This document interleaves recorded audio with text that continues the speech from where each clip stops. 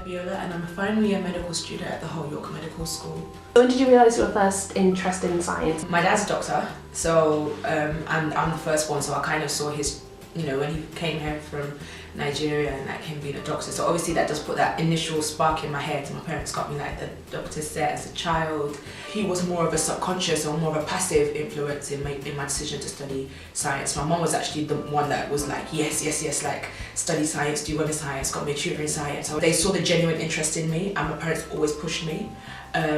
They always pushed me to do well in school to get to that point. They never kind of said, oh, just do well in science. Like, I did drama, I sing, I'm a vocalist. They pushed me to do all those things because they're very aware that that could contribute to me doing well in terms of getting to university and also being good as a doctor. In fact, my dad was very pushy on me focusing on my music because he said that having that would allow me to work a different side of my brain and also bring an artistic side out of me. So they were very influential in my decision. They helped me, they supported me in different ways, with different resources, always knew I wanted to do it and always encouraged me to do it. So yeah, my parents were very influential. In fact, I did a first degree because I kind of missed my route into medicine straight from school, and they just supported me the whole way. They were just like, we know you want to be a doctor and we know you're going to get there, and they just keep pushing me. So yeah, they've had a really big influence in a very positive and effective way in me studying science. I think when I really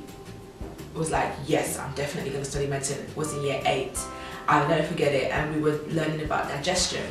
And I was just so interested. I'm quite a systematic person, so I just liked how systematic it was. I really enjoyed science. I did well in it. I kind of built my interest from then. I think to be in science, whether it's engineering, whether it's medicine, whether it's biomedical science, it requires a lot of hard work because it's a lot of discovery. To get to the point where you want to excel, you have to work hard. Another thing I've noticed in scientists is that you have to be passionate. You don't always get the answer straight away.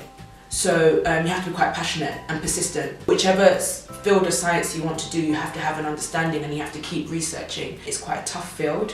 The world relies on our answers. I think that there's been a shift, and the shift is still happening in terms of women entering more traditionally male-dominated career paths.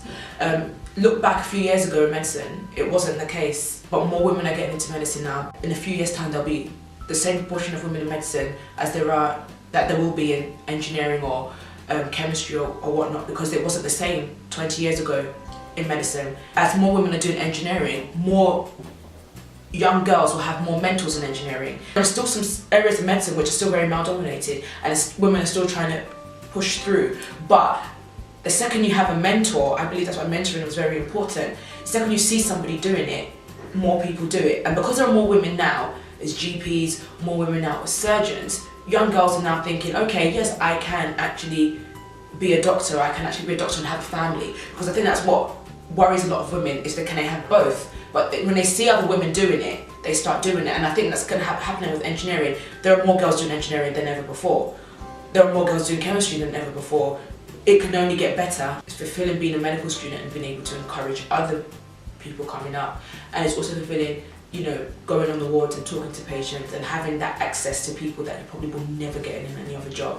Everybody has that one patient that they remember. Those days are like the best days.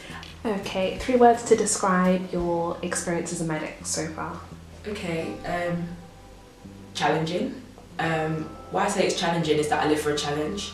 Medicine is a challenge because it's quite demanding, it requires a lot of you. But there is also a challenge to make sure that you still remain a human being at the same time. So that's why I would say it's been challenging, and I've enjoyed the challenge. Another word I use to describe it is growth. I feel that I've grown as a person doing medicine. You have to appraise yourself quite a lot. You're in contact with the public, you're in contact with your colleagues, you're in contact with your tutors. It's a big world. And I've grown through studying medicine. I've learned how to talk well to people, how to empathise more and have a bit more of a global view. So I've grown, and I would say fulfilling.